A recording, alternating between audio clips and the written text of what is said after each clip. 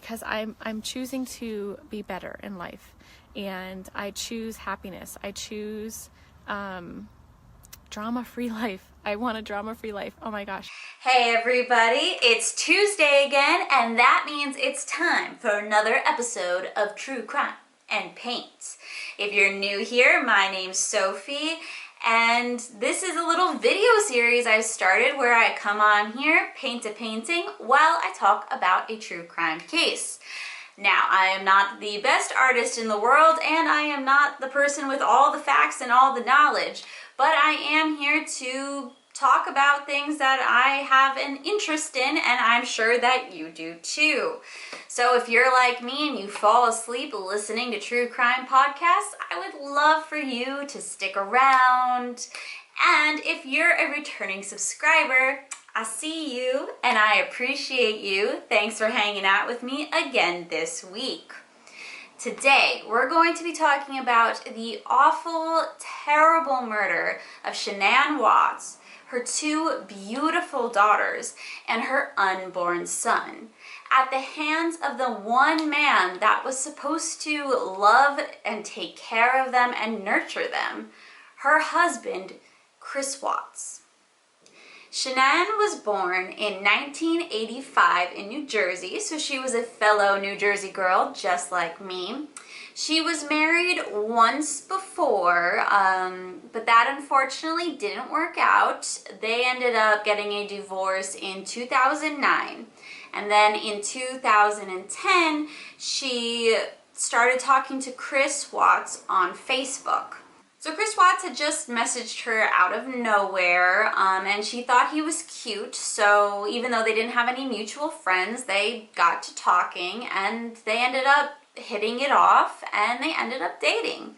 Now, Shanann had lupus, and she, during the early stages of her and Chris dating, it was really active, she had a flare up of it. So she had a lot of symptoms, and life was a little difficult for her. And apparently Chris was super supportive and loving to her at that time. I was in a really, really, really bad place, and I got a friend request from Chris on Facebook, and I was like, oh, what the heck, I'm never gonna meet him. Except, one thing led to another, and 8 years later, we have 2 kids, we live in Colorado, and he's the best thing that has ever happened to me. And because of my health challenges, because I got so sick, I let him in. And he only knew me at that time. He knew me at my worst, and he accepted me. And, through your vows, through sickness and everything, he's been there. He was the one that let me lay on him and fall asleep for 3.5 hours on his lap while he had to pee. He is the best thing that has ever happened to me. So in 2012, the couple ends up getting married. And according to Shanann's father, he couldn't imagine anyone else being more loving and supporting to Shanann, which makes what happens later that much more heartbreaking. In 2013, the couple ends up moving to Colorado, and there in December they have their first daughter, Bella, and then in 2015 they have their second daughter, Celeste. Beautiful little girls, adorable. It's just, I could never imagine anyone wanting to cause any harm to these beautiful little babies. Pro bars? Yeah. Pro bars. Do you guys love Pro bars? Yeah. Okay, let me break it up. What kind is this one? Blue. Blue? That's right. What kind though? Apple on this. What flavor is this one? Chocolate. No. Is it birthday cake? Birthday cake.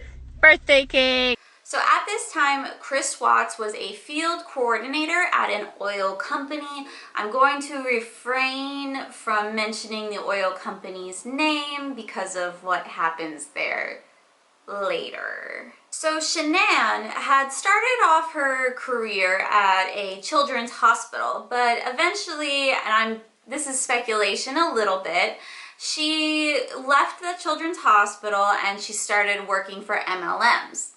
And I think that was probably mostly because of her family. You know, when you're starting a family, you don't want to be like, you know, away from them. And, you know, so working at MLMs allowed her to be around and take care of the kids while also making some money. So she was getting just the best of both worlds. Now, if you don't know what an MLM is, it's basically kind of like, people call them a pyramid scheme. I won't say like all of them are schemes, but there's definitely a hierarchy, and the people that are doing, you know, the best are at the top, and then they basically like hire people to work underneath them, and so the people at the top are doing great and the people at the bottom maybe not so much. But Shanann was totally killing it, especially at this one MLM, and she was just like a social media master. She was great at promoting the company, at promoting herself. She was like the Facebook Live queen at the time. She had so many followers, and she was just like this bright, lovely, bubbly person, very motivated, very hardworking, and she was really just like living the dream, kind of. Being a part of these MLMs, if you really want to make it, you kind of have to like turn yourself into a product and like make people, you know, sympathize with you so that they want to buy these products. And Shanann was, like I said, totally killing it. She even got like a car from the company. So she was just like on fire, and she was, according to like all of her friends and family, just like just confident and really just a great positive person to be around. Everybody loved Shanann. Like, I've spent some time and watched some of her live streams, and honestly, she's such goals, like to be able to make money while being with your kids and your family. It's really just like goals, you know, it's not something that a lot of people can do. Now, on these live streams, sometimes Chris would show up. You know, she was, you know, showing her life, and Chris was a big part of her life. And, you know, he was not exactly like the outgoing type. Pretty much the opposite. He was more quiet and reserved, while Shanann was more, you know, outgoing and loud and confident. And I feel like that's actually pretty normal for most couples. There's usually one that's very outgoing and then one that's like the reserved, quiet one. But that being said, like Shanann's friends and like her parents always said that Chris was a great father and a very loving husband. In May of 2018, Shanann found out she was pregnant. And, you know, being the basically social media influencer that she was, she decided to do a live stream announcing the pregnancy to Chris Watts. And on the video, he just like wasn't excited. He was very awkward, and you could take that as just being part of his personality, but it seemed a little like extra awkward.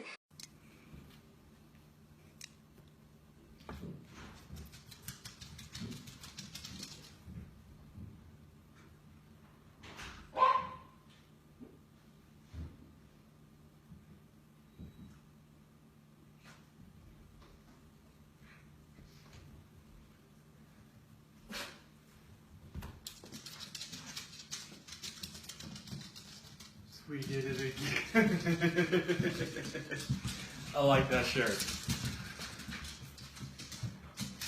Really? Really? That's awesome.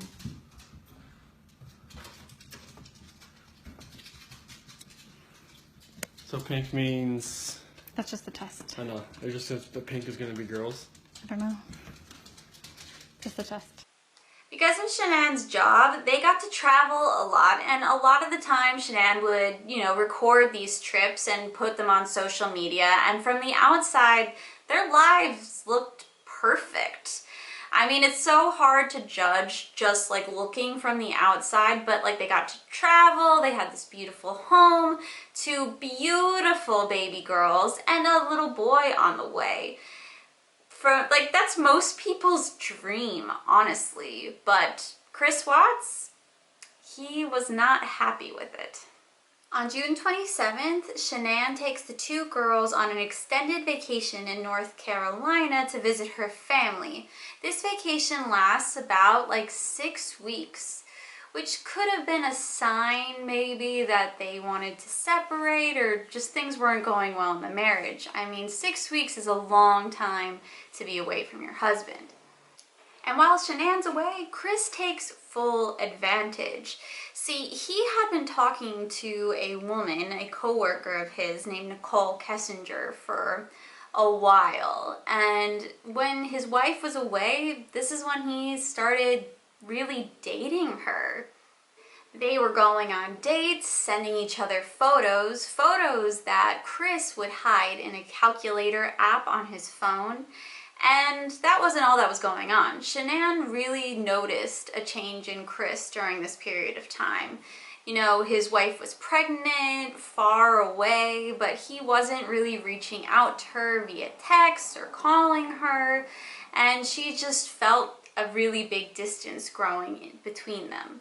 But as I said before, Shanann was not one to shy away from things. She definitely continually tried to reach out to Chris and find out what was going on, and he would just come up with excuses saying he was busy with work or stressed and things like that. But she was smart. She knew something was going on. On July 30th, Chris actually ended up flying out to visit Shanann, the kids, and her parents, and apparently this week did not go well. There was a fight with the family regarding nuts and the children, and overall it seemed like the tension that had been building between Shanann and Chris just hadn't gone away. If anything, it had gotten worse. Shanann had reached out to friends and told them that Chris actually had told her that he didn't want to have any more kids, which, Shanann was already pretty far along in her pregnancy at this point, so it's like, what do you want her to do about this, Chris? But he said he didn't want any more kids, and it was pretty clear that their marriage was on the rocks. Shanann even ended up canceling the gender reveal that they had planned for their baby, which was going to be a boy. And shortly after that, she went on a business trip. While she was on this business trip, she was there with her friend Nicole. So there are two Nicoles in this story, so it can get a little confusing, but this is her friend Nicole, not the Nicole that Chris is cheating on her with. So this friend, she told that when she came back from this trip, she was going to confront Chris and really just try to deal with all the problems that they were having in their marriage. She had already been sending Chris marriage counseling books and things like that because she wanted to work on the marriage, and Chris just didn't seem interested at all. Around 1 a.m. on August 13th, there is clear footage of Shanann being dropped off at her house by her friend Nicole and going into her home. The next morning, Shanann's friend Nicole reached out to Shanann because Shanann was supposed to have a doctor's appointment and she might have needed a ride. So Nicole wanted to check in and make sure everything was okay. And then later that afternoon, they actually had another business meeting. But when she didn't hear back from Shanann, she immediately thought something was off. Because like I said before, Shanann was, big on social media. She had her phone with her at all times. It just wasn't like her to not respond to a text message, especially when they had plans later in the day. So immediately alarm bells are going off in Nicole's head, and she goes over to Shanann's house in the afternoon because Shanann doesn't show up to their meeting. She goes to the house and she sees that the car is there, and they only have one car. Chris had his company car, it was a truck or something, but then they only had one car. And she calls Chris, and Chris tells her that Shanann went with the girls to a friend's house. But Nicole is that doesn't really add up because the cars there. She notices that like the shoes that Shanann always wears are still like in the house. So she's just like, this is really suspicious. She also actually called the doctor's office and found out that Shanann never showed up to the doctor's appointment that morning, which led her to call the police. Now, Nicole did call Chris and let him know that she called the police and that they were coming to his house. And around 1:40 p.m., the police officer gets there, but he can't get inside until Chris gets there. When Chris finally does get to the house, there's some footage from the police cam, and you can see him walking up this, like his driveway, like a slow march. Like he does not want to come up to the house. He does not want to talk to the police officer. Just like his whole demeanor and everything screams guilt. But at this point, I don't think the police officer or Nicole, for that matter, really thought anything of his behavior.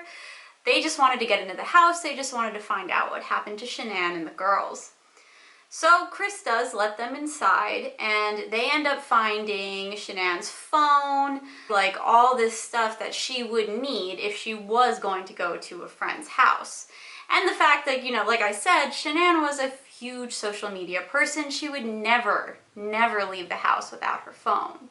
So Chris ends up telling the police officers exactly what he told Nicole, that Shanann was going to take the girls over to a friend's house today, and that's all that he knew. During the whole time, like the police officer was talking to him, you can see Chris being very fidgety, kind of moving back and forth, and his answers are all very like simple and short. The police officer does ask him if him and Shanann were having any marital issues, and Chris tells him that they were in the process of getting a divorce. The media picks up this story and it spreads like wildfire. Chris even does an interview with a local news channel, despite people telling him that he shouldn't. Even Shanann's mom was like, don't do the interview, they'll make you look guilty. Like that's what she was thinking. Because I mean, everybody always looks to the husband, but at this point, Shanann's mom thought Chris was completely innocent. Nobody was suspecting him, at least like their close-knit family and friends were not suspecting him of anything at all. But he does the interview and it is awful. He is a terrible liar. I don't know how he ever thought he was going to get away with any of this, because he's like shifting back and forth the whole time. There's even a point where he's like asking them to come home, or if anyone has them, to like let them come home, and he almost has like a smirk on his face. It's really creepy to watch. The most important thing, like, I'm not sure, I'll just wait for you to ask a question, but like, I want them, wherever they're at, like I have no inclination to where they're at right now. Like I've exhausted like every friend that I know of, and every friend that I have has called friends that Shanann has that maybe I didn't know about, and it's just like, it's vanished. Like she's not, like when I got home yesterday, it was like a ghost town. Like she wasn't here. Kids weren't here. I have no idea like where they went, and it's just earth-shattering. I don't feel like this is even real right now. It's like a nightmare that I just can't wake up from. Yeah, I mean, nothing. Everybody's gonna have their own opinion on anything like this. I just want people to know that I want my family back. Like I want them safe, and I want them here. Like this house is not the same. I mean, last night was traumatic. Last night was. I can't really stay in this house again, like with nobody here. And last night I wanted that knock on the door. I wanted to see this kid just run in, just barrel rush me and just give me a hug and knock me on the ground. But that didn't happen. So, you know. So Celeste, she's just a ball of energy. Call her Rampage, because she's just always, she's got two speeds, go or she's sleeping. And she's always a troublemaker. She's always the one like jumping off things, you know, just yelling at you and all kinds of things. And Bella, she's the more calm, cautious, mothering type. And she's more like me. She's more calm. But Celeste has definitely got her mom's personality, to where she's always just gung-ho, ready to go. You guys have a baby on the way. Mm-hmm. You're about to have a third child. Mm-hmm. Is that kind of going through your mind right now too? It's like That's why I want everybody back. That's why I need everybody back here. I need everybody safe. The police are able to get footage from the neighbor's house, the way they had their camera angled, you could actually see a little bit of the Watts driveway. And at 5 a.m. in the morning, they have footage of Chris's truck in the driveway, which he never brought it up into the driveway because Shanann wouldn't let him, because the truck would leak oil and it would get all over the driveway. So that was suspicious, and you can see him bringing stuff out of the house and putting in the truck and then driving away. So super, super suspicious. So the police were definitely looking at Chris Watts at this point, but they were still keeping things pretty cordial and casual. They weren't really accusing him of anything. But they have him come in for an interview and just talk to him about his marital issues with Shanann. And at this point, they also know about the affair with Nicole. Not Shanann's friend Nicole, the mistress Nicole.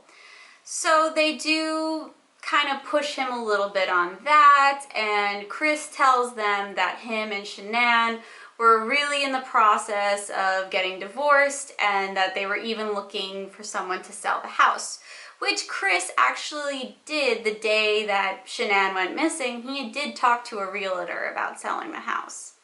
They end up having Chris take a polygraph test, and the woman who's administering this test, she is just amazing. She just works Chris like there's no tomorrow. She basically plants a story in his head to just try to get him to confess, because he completely fails his polygraph test. He just all the way through, they ask him about the affair, all this stuff, if he knows where Shanann and the kids are, and he says no to that, and it's just very, like I said, he is a terrible, terrible liar. I don't know how he thought he was going to get away with this, but they're onto him, and they just want to get a confession. So the polygraph lady, she's really working him, and she's just oh, women are crazy. Did Shanann attack the kids? Did you have to fight her off? This, and that. Know that something happened to all three of them.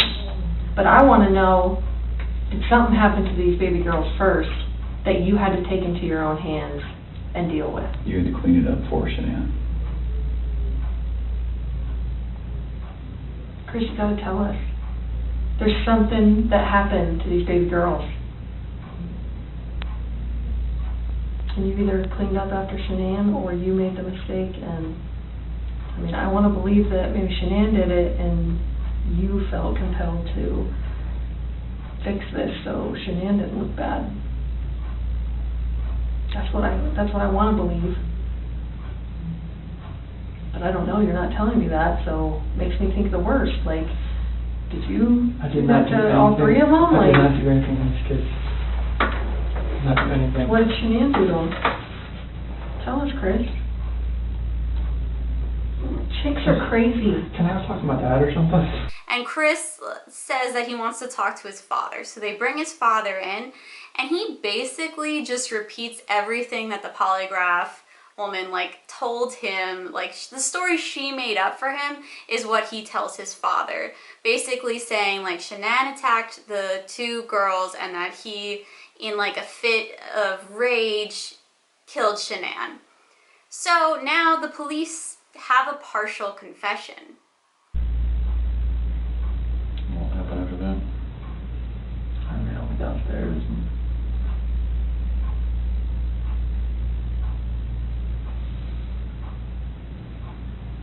I want to protect her. What? I want to protect her. You don't want to protect her? I don't know what else to say. What happened? Huh? She hurt him? Yeah. And then I freaked out. What now? I freaked out and I hurt her. You hurt her. Did they leave after that for a long time? So she started hurting the kids. They were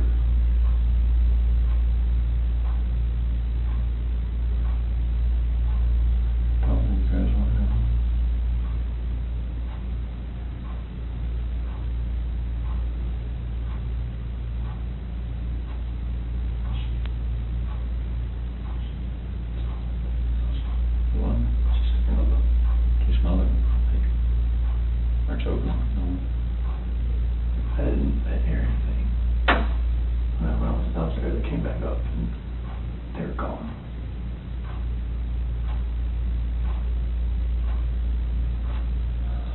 I don't know, like me talking to her about that.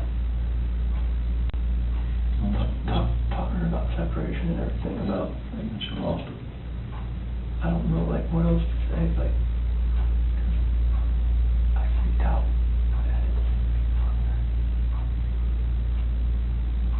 Those are my kids.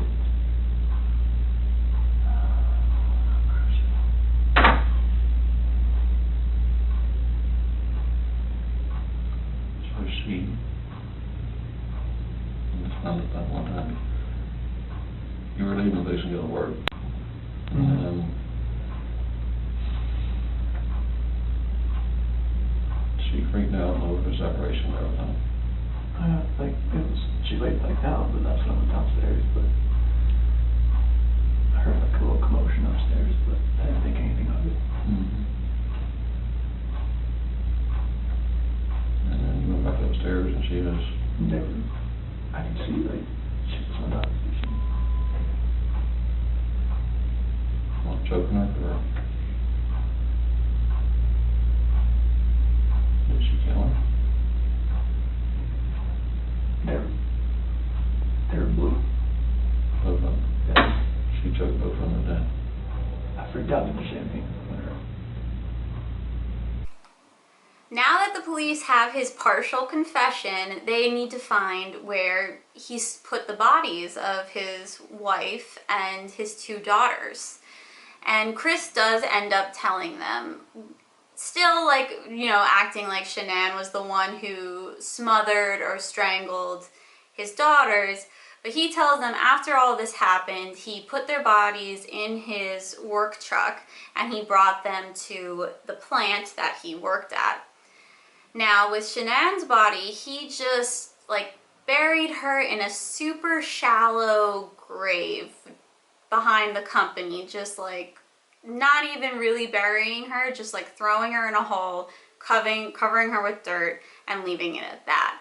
Now, with the girls, he actually shoved his little baby girls into the oil tankers at the company, which these oil tanks, like the tops where like they were very like narrow, and he actually like had to shove his older daughter into it, and part of her like hair follicles were stuck on the entrance. It's just so disturbing to think about. On August 15th, Chris is officially arrested, charged with suspicions of 3 counts of first-degree murder and tampering with deceased human remains. It took a while for Chris to actually admit to smothering his 2 daughters, and when he finally did, the details are super disturbing. It turns out he did not kill them back at the house. He actually took the 2 girls with him as he brought Shanann's body, wrapped in a blanket, in his car, down to the oil company that he worked at. And they had them sitting there while he buried her. Then he smothered the 2 girls and shoved them into the oil tanks. It's just...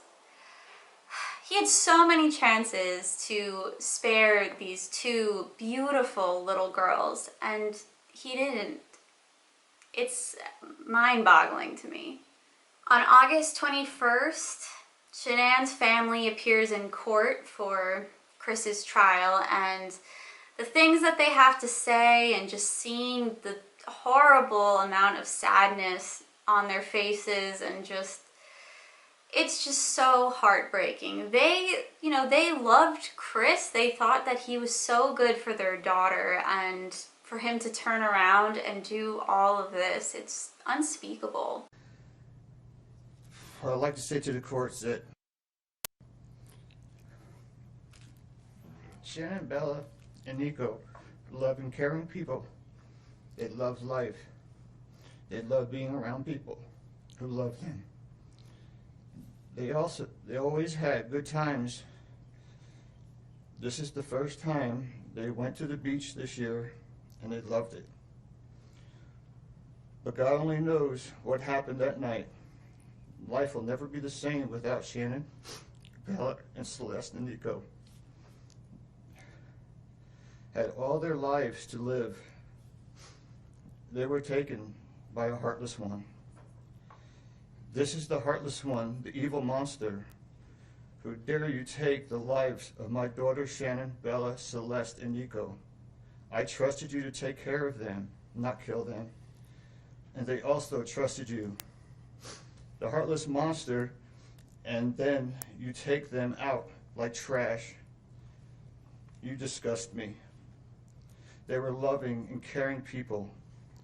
You may have taken their bodies from me, but you will never take the love they had for me.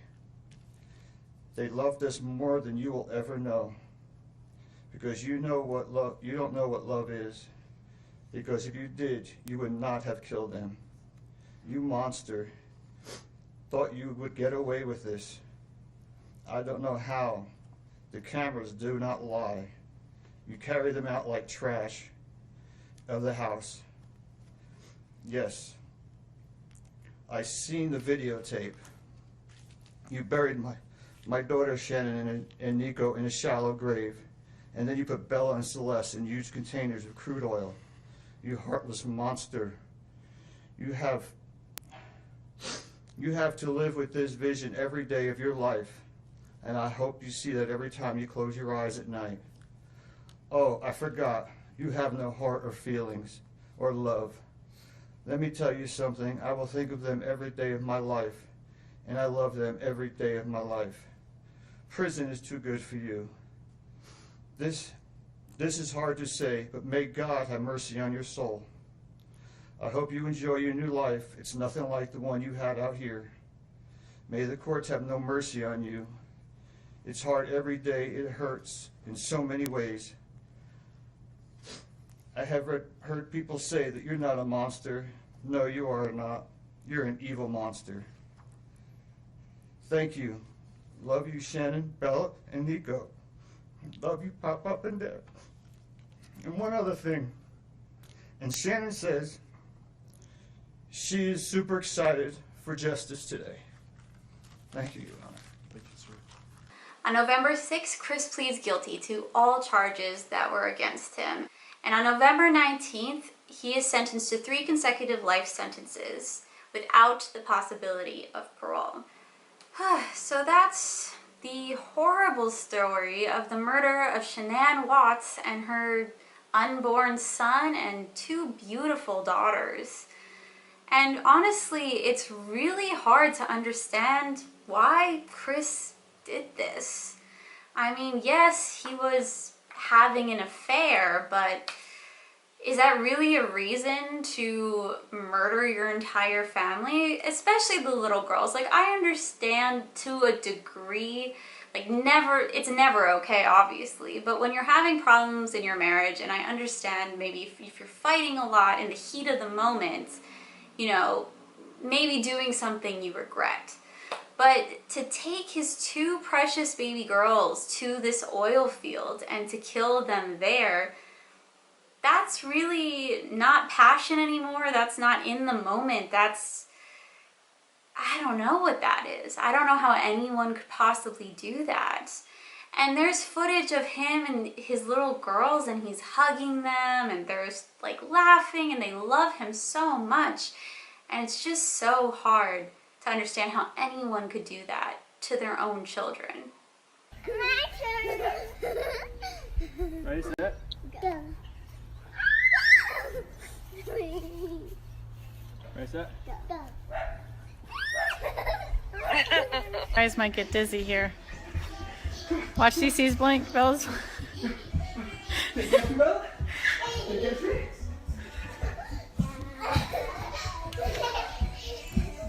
CC's enjoying it. Yee!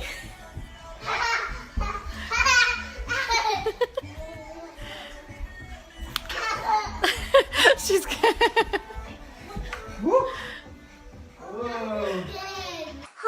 So, I hope you guys enjoyed today's video. It's definitely a very dark, very confusing one. You know, I really feel like I need to look into a little bit more of like what psychologically happens to people that makes them want to slaughter their whole entire family. And you know, I've read before, and if I'm wrong about this, I apologize, but it's mostly like white men in like their 30s that do this, and I'm just like, is this like a midlife crisis thing, or does there have to be something wrong chemically in your brain or something for you to want to do this? I don't know. What do you guys think?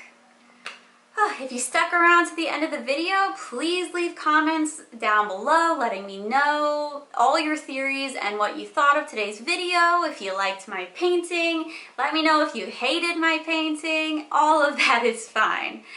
Thank you so much for joining me this week, and I can't wait to see you next week as well. All right, have a wonderful rest of the week. See you Tuesday.